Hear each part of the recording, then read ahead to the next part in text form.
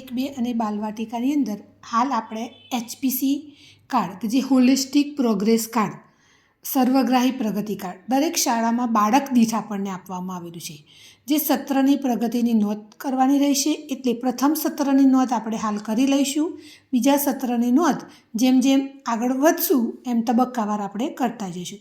બાળકને પ્રોત્સાહિત કરી વિચારવા માટે, પ્રેરિત કરવા માટે, ગમા અણગમાની સમજ આપવા માટે, આના માટે આપણને એક માર્ગદર્શિકા પણ મળેલી છે, જેનો પણ આપણે અભ્યાસ કરી અને આગળ એનું પ્રોગ્રેસ કાર્ડ ભરી શકીશું. હવે આપણને પહેલાં પેજ ઉપર આપ્યું છે ભાગ એ, એમાં આપ્યું છે મારા વિશે. હવે મારા વિશે આપ્યું છે, એમાં બાલવાટિકાના બાળકને આપણે મદદ કરીશું. બાકી ધોરણ 1 અને 2ના બાળકો જે પોતાની ભાષામાં જે લખે તેને આપણે માન્ય ગણીશું. કંઈ આપણે જોડણી દોષ જોવાની કોઈ જરૂર નથી કે બાળક સાચી જ જોડણીમાં લખે તે પ્રયત્ન કરે તે જ જરૂરી છે. બાળક પોતાની ભાષામાં અભિવ્યક્ત કરે તેવી તેને સ્વતંત્રતા આપી. તેને પૂછીને જ સહાધ્યાયી પણ જો તેને હેલ્પ કરતો હોય તો તેના ગમા અણગામા બરાબર તેના વિશે આપણે ખાલી શિક્ષકે તો આપણે માર્ગદર્શન આપવું. બાલવાટિકાના બાળકને જ ભરવું. બાકી ધોરણ 1 અને 2ના બાળકો પોતાના નામ જાતે લખે, પોતાનો ગમો અણગમો લખે, તેને ગમતી બાબત લખે, ગમતા રંગ, તેને ભાવતી વાનગી, મનગમતી રમતો, ગમતા પ્રાણી, ગમતી વસ્તુ કે જે તે જાતે લખે તેવું જ કરવું. પછી અહીંયા આપ્યું છે આ હું છું. એની અંદર બાળક પોતાનો ફોટોગ્રાફ્સ હોય તો ચોંટાડવો, અથવા બાળક પોતાનું ચિત્ર જે રીતે દોરે તે પણ તેને માન્ય રાખવું. પછી નીચે છે આ મારો પરિવાર. તો એ પરિવારની અંદર પણ જો એને ફોટોગ્રાફ્સ હોય તો બાળક લગાવે, નહીંતર પછી જે ચિત્ર દોરે તેને પણ આપણે માન્ય રાખીશું. કલર પૂરે, પરિવાર દોરી અને રંગ પૂરે તો પણ વાંધો નહીં, ફોટોગ્રાફ્સ હોય તો ફોટો પણ લગાવે. તેના પછી આપણે જોઈશું વિભાગ બી. હવે વિભાગ બીની અંદર આપણે માર્ગદર્શિકામાં પાછળ આપણને આપેલું છે બરાબર, એ સિમ્બોલનો આપણે અહીંયા ઉપયોગ કરવાનો છે. માર્ગદર્શિકાની અંદર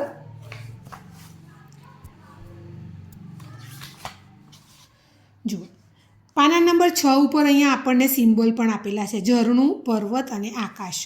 આ 3 સિમ્બોલનો ઉપયોગ આપણે વિભાગ બીમાં કરીશું. વિભાગ બીની અંદર આપણે અહીંયા જોઈશું કે તેને નિષ્પત્તિ છે બરાબર, પૌષ્ટિક ખોરાક પ્રત્યે રુચિ અને સમજણ દર્શાવે છે અને ખોરાકનો બગાડ કરતો નથી. તો જો સાચું હશે તો એને આપણે સ્ટાર પણ આપીશું બરાબર, પર્વત પણ દોરીશું અને ઝરણું પણ દોરીશું. અહીંયા એક આ બાળકની મેં ભરી છે કે જે યશવી છે તેનું અહીંયા મેં મૂલ્યાંકન કર્યું છે. અને વિભાગ બી છે એ શિક્ષકે જ ભરવી, બાળકોને જાતે ભરવા ના દેવી.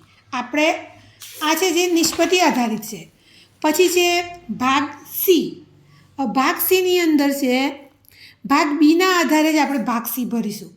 બી સાથે સી સંકળાયેલું છે. એમાં સારી બાબતો, તો તે બાળકને પ્રથમ સત્રમાં આપણને કઈ મુશ્કેલી પડી, એની સારી બાબતો અને પડકારરૂપ શું કર્યું. અહીંયા મારે છે કે ભાઈ યશવી તો નિયમિતતા છે, સ્વચ્છતા પણ સારી છે, બીજા મિત્રો સાથે હળી મળે છે. પણ મને પડકારરૂપ શું લાગ્યું તો તે મહિના સુધી તેની મોટી બહેન જે 5મા ધોરણમાં ભણે છે તેની જોડે જ બેસવા ટેવાઈ ગઈ. રૂમમાં આવવા માટે રડવા લાગી, એક પડકાર રહ્યો. એને 1 મહિનાની અંદર બેન જોડે બેસવા દીધી, પછી ધીરે ધીરે તે મારી રૂમમાં આવતી થઈ.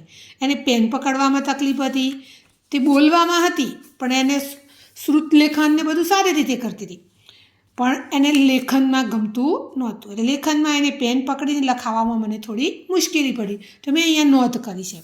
પછી નીચે છે કે વાલીના પ્રતિભાવો. તો આ બુક મેં એની ઘરે મોકલાવી તો એના વાલીએ પણ અહીંયા મને પ્રતિભાવ મોકલ્યા છે કે ભાઈ તેને શાળામાં બહુ ગમે છે, છતાં પણ એના પપ્પાએ નીચે લખ્યું છે કે ભાઈ મારી યશવીની થોડી કાળજી રાખજો. અને નીચે પણ લખ્યું છે એને કે તમારા ભણવાની રીત ખૂબ સરસ છે. પછી છે સ્વમૂલ્યાંકન. સ્વમૂલ્યાંકનની અંદર આપણે બાળકને મદદ કરીશું. જો એ જાતે લખતું હોય તો પણ લખવા દઈશું બરાબર. તો મને ગમતી શાળાકીય પ્રવૃત્તિ, તો તેને કઈ પ્રવૃત્તિ ગમે છે તો કે ભાઈ એ કહે છે મને ચિત્રકામ ગમે છે, રંગકામ ગમે છે, માટીકામ ગમે છે. તેને કઈ પ્રવૃત્તિમાં મુશ્કેલી લાગે છે તો ભાઈ તે બીજી બધી પ્રવૃત્તિ સારી રીતે કરે છે, પણ તેને વાર્તા કહેવી ગમતી નથી, એ વાર્તા જલ્દી બોલતી નથી સહજતાથી બરાબર. તેને મિત્રો સાથે અભિનય ગમે છે, રંગ પૂરવા પણ ગમે છે. પછી સહાધ્યાયી મૂલ્યાંકન. આ કાર્ડની અંદર એચપીસી કાર્ડમાં આપણે એક શિક્ષકની ભૂમિકા પણ આવશે, સહાધ્યાયની ભૂમિકા પણ છે અને તેના સાથી મિત્રની પણ છે. એમ 3 જણનો સંયોગ થશે આ ભરવા માટે. તો ભાઈ તેની ફ્રેન્ડ છે મિત્ર જીનલ, તો તેને પણ અહીંયા જો ફેસ ઉપર એને રાઉન્ડ આપ્યા છે.